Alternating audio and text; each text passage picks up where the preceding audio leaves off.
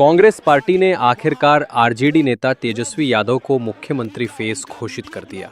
गुरुवार को राजधानी पटना में महागठबंधन की संयुक्त प्रेस कॉन्फ्रेंस में कांग्रेस नेता अशोक गहलोत ने तेजस्वी को सीएम फेस घोषित किया। इस घोषणा के बाद तेजस्वी यादव ने एनडीए पर तीखा हमला बोला और बिहार की जनता से बड़े बड़े चुनावी वादे कर डाले। ये कह सकता हूं, खड़गे साहब, राहुल गांधी जी और तमाम जो साथी बैठे हमारे, इन सब की राय लेकर के हम लोगों ने तय किया है इस चुनाव में अगले मुख्यमंत्री चेहरे के रूप में तेजस्वी यादव जी को हम लोग सपोर्ट करते हैं। जो एक नौजवान है, लंबा फ्यूचर है इनके साथ में, और मेरा अनुभव से मैं कह सकता हूं, जिसका लंबा फ्यूचर होता है पब्लिक उनको साथ देती है। ये नौजवान है, कमिटमेंट रखते हैं। पिछली बार भी जो स्लोगन दिए थे, नौकरी के दो या कोई दो, या जो वादे किए थे उसमें खरे उतरे। तेजस्वी खुद बिहार सरकार नहीं चलाएगा, बल्कि पूरा बिहार मिलकर के बिहार सरकार चलाने का काम करेगा। तेजस्वी सीएम बनेगा, साथ में सभी बिहार के लोग सीएम बनेंगे, यानी चेंज मेकर बनेंगे। इस सरकार को उखाड़ के फेंकने का काम करेंगे। माई बहन मान योजना हम लोग लाएंगे, जो योजना महीने का 2,500 रुपया, साल का 30,000 रुपया और 5 साल का 1.5 लाख रुपया हम लोग जो है दिलाने का काम करेंगे।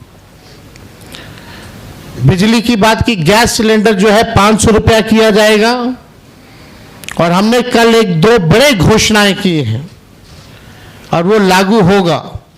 जो जीविका दीदी हैं, जो सीएम दीदियां हैं, कम्युनिटी मोबिलाइजर्स हैं, उन सबको जो है हम लोग परमानेंट करके 30,000 रुपये प्रति माह उन लोगों के लिए किया जाएगा। और बाकी के जो दीदियां हैं, समूह हैं, जो सरकार दिन रात काम लेती है, उनको प्रति माह 2,000 रुपया हम लोग कराएंगे। और जो लोन लेती हैं, जो जीविका दीदियां, जो इंटरेस्ट होता है, उस इंटरेस्ट को हम लोग माफ करेंगे। और यही नहीं, 5 लाख रुपए का हम लोग बीमा जो है उन सभी दीदियों का हम लोग कराने का काम करेंगे।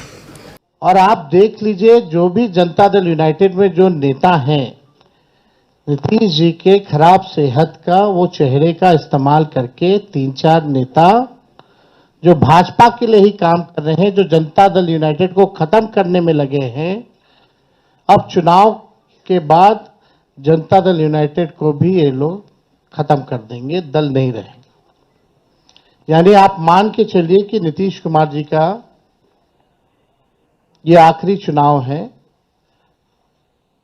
ये स्पष्ट अमित शाह जी ने कर दिया है, निर्णय ले लिया है। नीतीश जी के साथ जो है, जो अन्याय हो रहा है एनडीए में, एक बार भी कोई भी जॉइंट प्रेस कॉन्फ्रेंस जो है नहीं की गई है, और ना ही ऑफिशियली रूप से मुख्यमंत्री का चेहरा घोषित किया गया है कि भाजपा के लोग नीतीश जी को दोबारा मुख्यमंत्री नहीं बनाएंगे।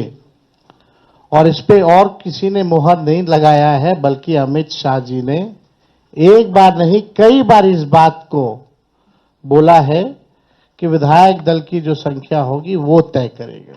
आखिर क्या कारण है कि इस बार आप नीतीश कुमार जी का मुख्यमंत्री के चेहरे का नाम का घोषणा क्यों नहीं कर रहे?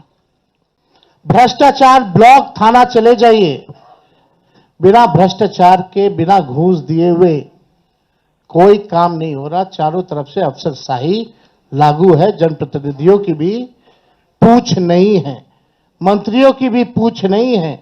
डिपार्टमेंट मंत्री नहीं बल्कि सेक्रेटरी चलाता है। यह बिहार की सच्चाई है।